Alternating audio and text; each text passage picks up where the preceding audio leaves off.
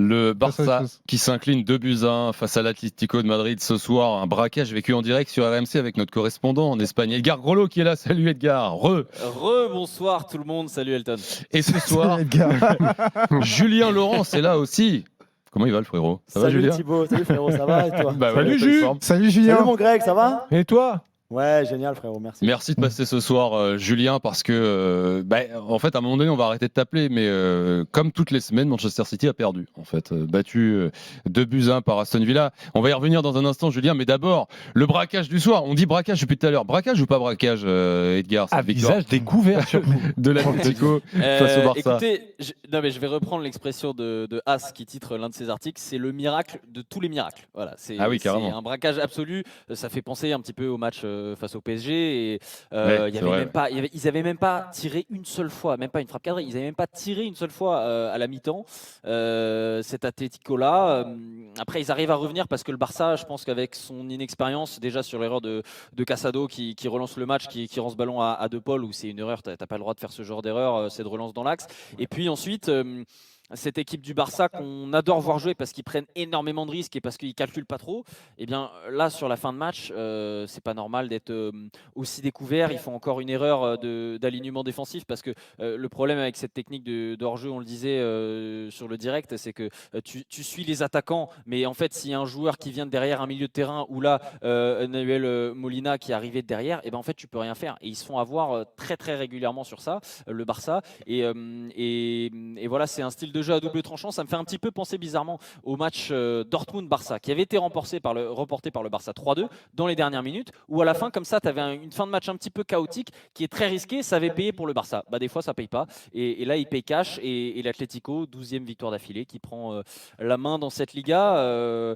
Ça représente bien ces deux équipes, j'ai envie de dire, ce choc. Oui, c'est vrai. Tiens, les stats sont dingues quand même.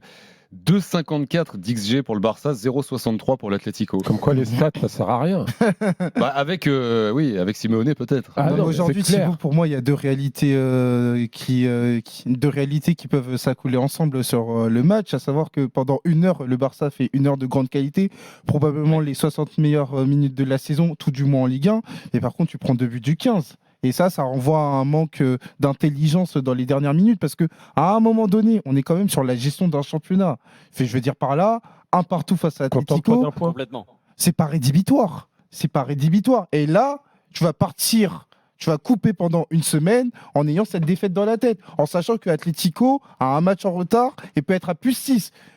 Pour la gestion d'un championnat, franchement, c'est vraiment pas très malin ce qu'a fait le Barça, et ça pose question parce que on peut être dithyrambique sur ce que fait le Barça avec ballon, et pour moi, c'est une défaite qui est injuste. Et c'est la réalité du football. À un moment donné, on connaît Atlético, on connaît les qualités de Sorloth. Déjà au mois de janvier 2024, face au Barça de Xavi, il avait été déterminant. On sait que c'est le meilleur joker en Liga depuis le début de saison.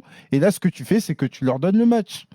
Oui, Mais c'est un c'est peu. quand même dingue de penser à cette équipe-là qui a marché sur tout le monde, qui a marché sur l'Europe pendant 2-3 mois, et ils vont sûrement, si le Real gagne demain, ils vont passer l'hiver avec à la 3e place de Liga. La C'est ça. 3e place de Liga.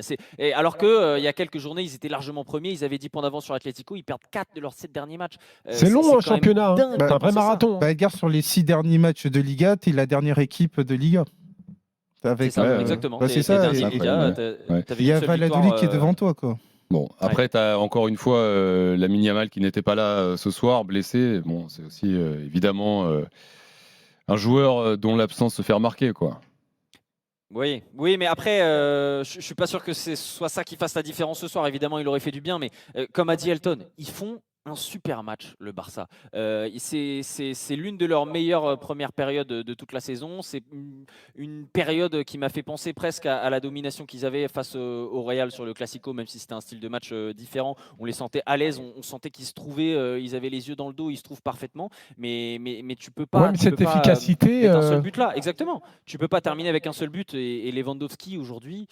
Il aura une belle. Lewandowski, il a des statistiques exceptionnelles cette saison, mais sincèrement, je pense que si c'était le grand Lewandowski qu'on a connu, il aurait 10 buts en plus, parce que pour moi, il n'est pas si impérial que ses statistiques Ah, là-dessus, je suis peuvent le d'accord. montrer.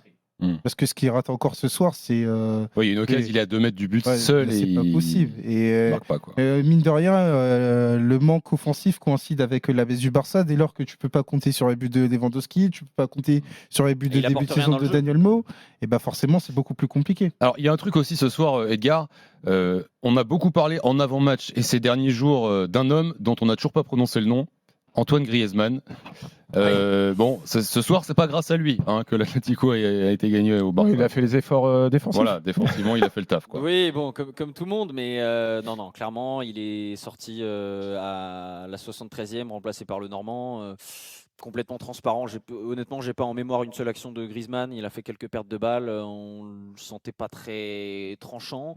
Mais bon, l'Atlético gagne et il va peut-être, en tout cas, il est bien placé. En tout cas, il est dans la course pour aller chercher pourquoi pas son premier titre en Liga. Et même si ce soir il est décevant, il est vraiment, c'est l'un des hommes clés toujours pour cette équipe. Alors oui, il n'a pas brillé dans ce match important. On est un petit peu déçus nous en tant que Français. On suivait ce match avec attention, notamment aussi parce qu'il était là.